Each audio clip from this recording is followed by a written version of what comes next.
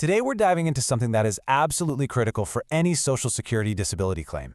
It's called your Residual Functional Capacity, or RFC. And honestly, understanding what this is can make all the difference.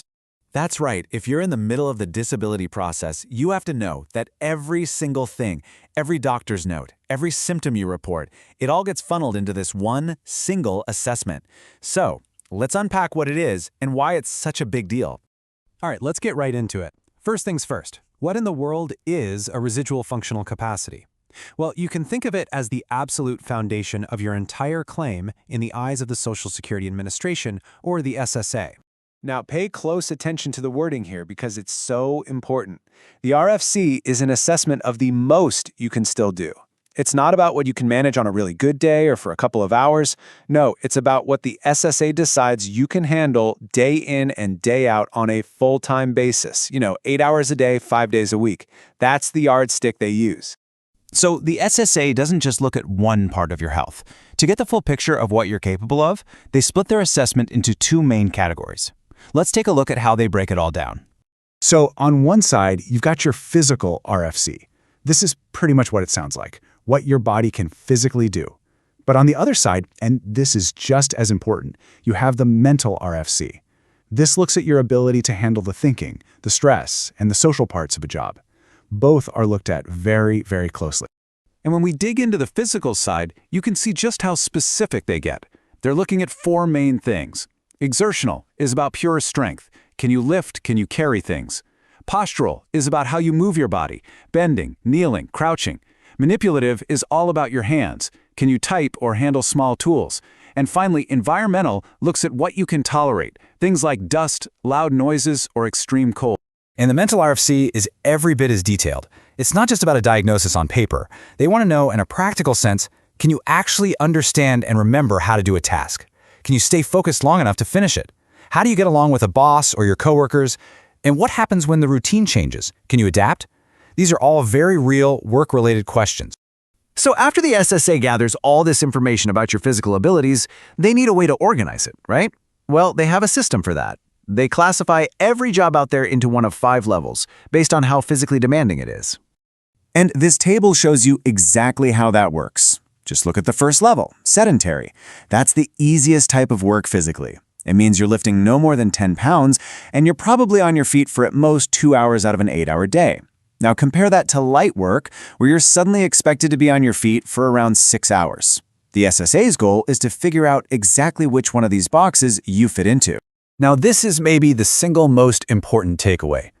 What happens if your limitations are so significant that you can't even meet the bare minimum for sedentary work? For example, maybe you can't sit for a total of 6 hours in a workday, or you can't lift even 10 pounds. Well, that's what's known as a less than sedentary RFC. And when the SSA determines that's your capacity, in nearly every case, the claim is approved. It's a critical threshold. Okay, so we've established this really detailed RFC assessment, but how does the SSA actually use it to make the final call? To say yes or no? Well, it all happens in the last 2 steps of their 5-step evaluation process. At step 4, it's pretty simple. They take your RFC and hold it up against the demands of the jobs you've had in the last 15 years. If they decide you can still do that kind of work, your claim will be denied. But if you can't, they move on to step 5. And here's the big question. Based on your RFC, your age, your education, is there any other job out there in the whole national economy that you could do? Your RFC is the key that unlocks the answer to both of those questions. All right, now that we know the rules of the game, let's shift gears and talk about what you can do to build the strongest case you possibly can. It's really all about giving the SSA the right kind of evidence so they can create an accurate RFC for you.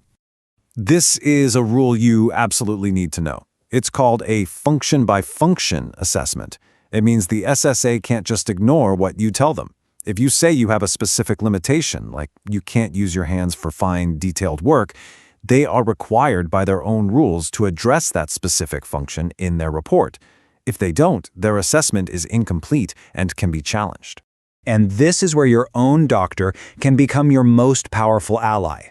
A statement from them, often called a medical source statement, can be incredibly persuasive. But, and this is a big but, it has to be specific.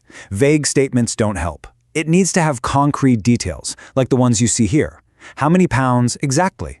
How many minutes can you stand? And a huge one, how many days a month are you likely to be absent from work because of your condition? Here's another key idea. To make everything you say believable, your personal reports of pain or fatigue, that's the subjective evidence, it has to be supported by objective medical evidence. You know, it's one thing to say, my back is in constant pain. It's a whole other thing to say that and have an MRI that clearly shows a herniated disc. That objective proof is what gives your personal experience weight. And this slide right here is the perfect example of putting it all together. Saying, I can't walk far is just too vague. The SSA doesn't know what to do with that. But saying, I can walk for 10 minutes, which is about 100 yards, and then I have to sit down because of sharp pain, wow. Now that is a concrete, measurable limitation they can actually work with and plug right into their assessment. Being specific changes everything. So what can you do starting today? Let me give you 2 simple things. First, start keeping a daily log or journal of your symptoms and your limitations. This will give both you and your doctor really accurate information to work with. And second, and this is so important, get copies of your own medical records and actually read them. You need to be sure that what your doctor is writing down matches the story you're telling the SSA.